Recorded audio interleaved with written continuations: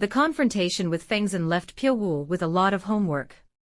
Pyeongwoo had previously assassinated many martial arts experts without much difficulty using the assassination methods he had learned in the underground cave.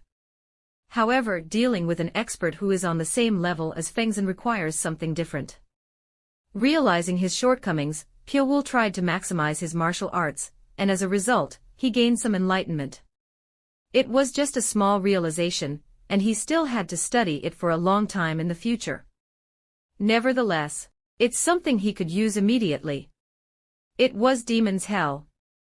Demon's Hell is not a martial arts technique. It is a fighting style that only Pyeongwoo, who is an assassin, could do.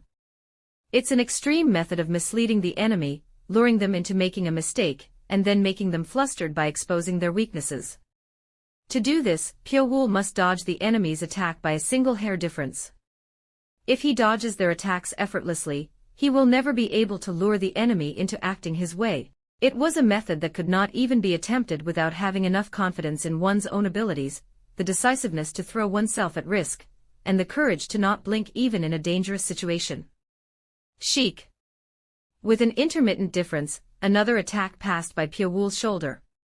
Even though he was not hit directly, his skin twisted spirally in the aftermath of the chi-filled attack, resulting in dark red blood bruises.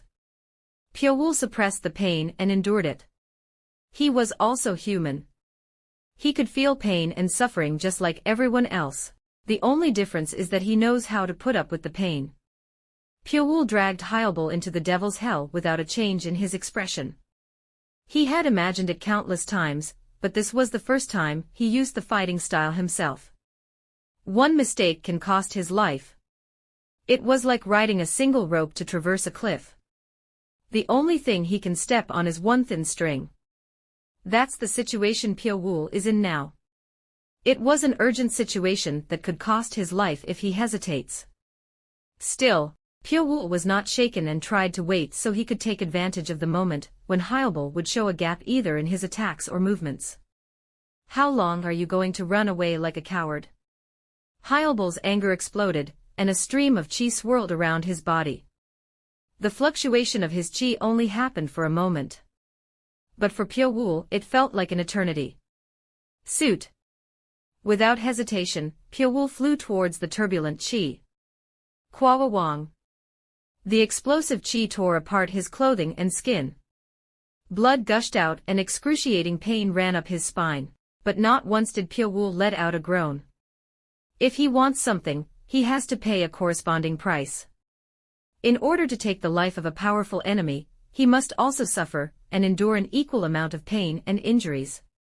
Victory without a price doesn't exist. Toahak. His side was slashed and blood splattered. Wounds also appeared on his thighs. But Pyeongwoo ignored all the painful wounds. Puk. When Pyeongwoo finally passed through the stream of chi, he threw a ghost dagger towards Hyolbul. Gay. Hyolbul groaned. The solar plexus is one of the deadliest vital points of a human being. There was no way he was going to be okay since a dagger was stuck in such a vital point. However, Hyolbul was an expert whose abilities and strength went beyond the limits of human beings. While the wounds he had received might have easily killed a normal person, he was able to move just fine because of his great internal energy. Bastard. Hyolbul raised both fists and aimed to smash it at Pyeongwoo's skull. In an instant, the soul-reaping thread was released from Pyeongwoo's hand. It then wrapped around the wrists of Hyolbul and raised his hands high above his head. This is nothing. Hyolbul snorted and concentrated visible chi won on both of his hands. The soul-reaping thread was torn apart in an instant. Pyeongwoo threw another ghost dagger at Hyolbul's side. Cook. This time, Hyolbul failed to stand his ground against Pyeongwoo's attack. He groaned and staggered. Pyeongwoo unleashed a black lightning after seeing Hyolbul's state. What unfolded next was Jailbreak 2, which concentrated all energy on one point. Puk. With the strong force, Hyolbul staggered and was pushed back. It was not only Jailbreak that struck Hyolbul's body. A ghost dagger that was also embedded inside of him. Hyalbul's complexion had completely changed. Pyowool's jailbreak shook the inside of his body by using the ghost dagger as the medium. Like how a single droplet that falls on calm waters could create ripples, Pyowool's jailbreak, which uses the ghost dagger as a medium to penetrate through, had caused ripples inside Hyalbul's body. Karg. Hyalbul staggered and screamed. His face was full of disbelief. He looked down at his solar plexus with an expression that he couldn't believe what had transpired. His great internal energy that previously supported him was starting to dissipate. As his strength drained away, rapid aging took place in his body. His skin became wrinkled, and his eyes became cloudy. Sect leader. Yuk. Once the 10 monks who were dealing with Soma and the children saw the scene, they ran frantically to save Hyalbul. Soma and the children tenaciously tried to catch them. However, the 5 men ran towards Pyowool. Pyowool looked at them and raised his chi. Hu hung. The 10 monks flew toward Pyowool with a formidable momentum. Pyowool clenched his teeth and used snake steps. Instead of confronting them head-on, he wanted to get out first. That was then. I won't let you get away.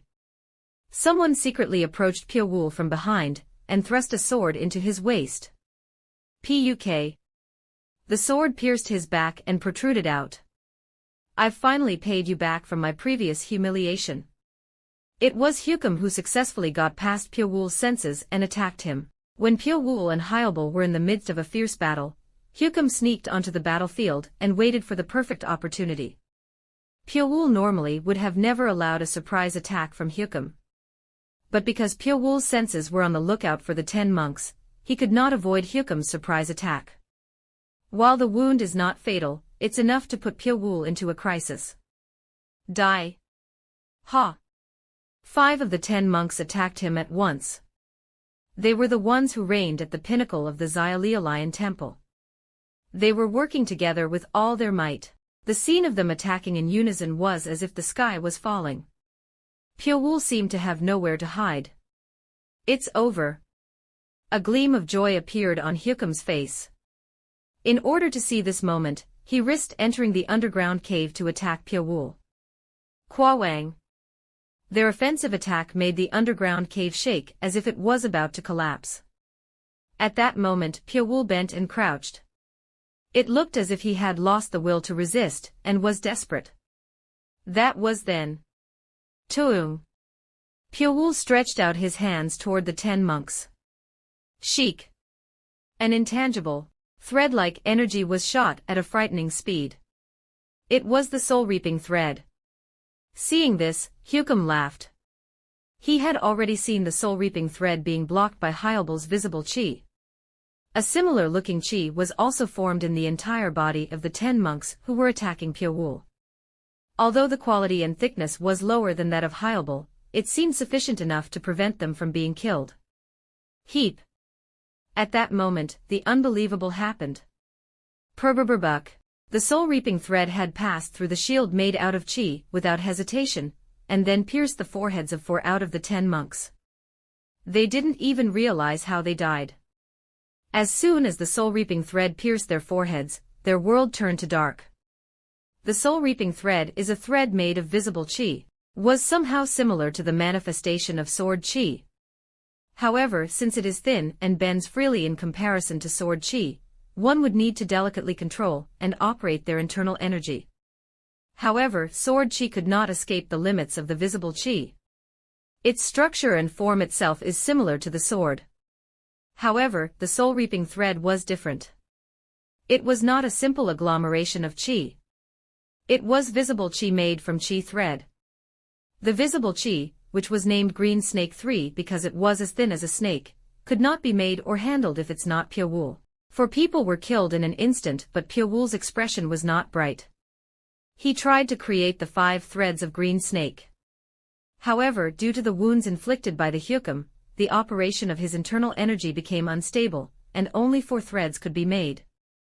The last of the 10 monks who escaped from the Green Snake was even more angry and did their best. Pyowool had exhausted most of his power to pull out the Green Snake while injured.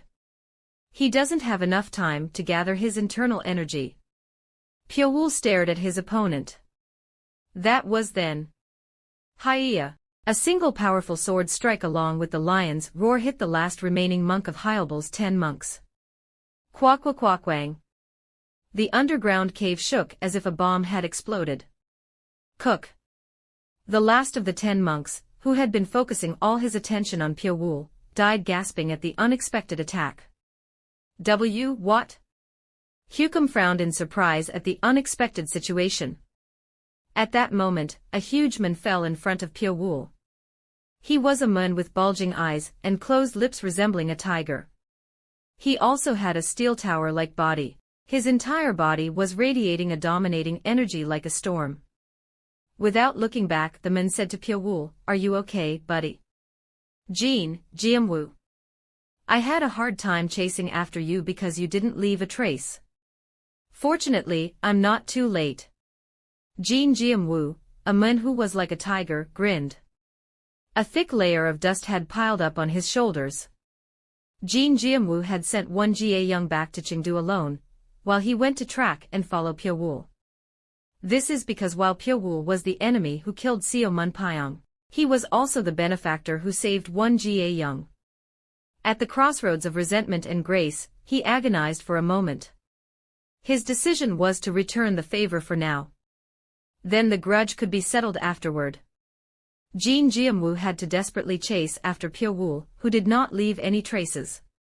Furthermore, Jin Jiamwoo does not know any tracking techniques. So he should not have ever been able to track Pyo-woo. But what he lacked was made up with his extraordinary intelligence and memory. As he crossed the western plateau of Sichuan province, he remembered the words Pyo-woo had said. While Pyo-woo had been following Hukum and one Jie Young, he also explained the basics of the tracking technique. It was clumsy, but he pursued him the way Pyo-woo had done, and with the help of a piece of equipment called the Tianyuan Plate. Point 4. Tianyuan Plate is one of the objects of Taoism that allows someone to go in the right direction without being swayed by temptation. As a result, he was able to arrive at the Xilialian temple a little while ago. Thanks to this, he was able to save Pyo-woo by a narrow margin. Pyo-woo straightened his back and said, "I owe you. Now we are equal." Jin Jiamwoo inserted chi into the hand that held the sword. His whole body was radiating internal energy that seemed to split the sky.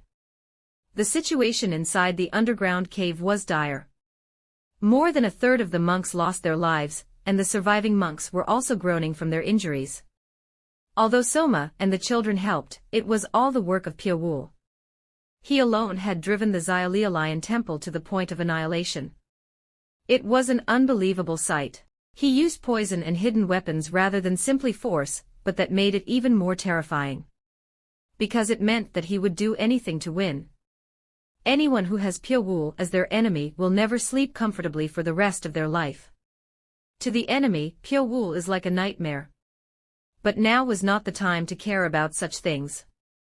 These guys. Die. The survivors of the Xilialian temple were running madly at them. The eyes of the monks who lost their sect leader and their companions overnight were turned upside down. They had nothing more to lose. They threw themselves at Pyo-woo and Jin Jiamwoo. Jin Jiamwoo walked towards them and said, "I'll take care of the rest, my friend." "We're not friends. Anyway." Sheik. Jin Jiamwoo's sword cut through the underground cave.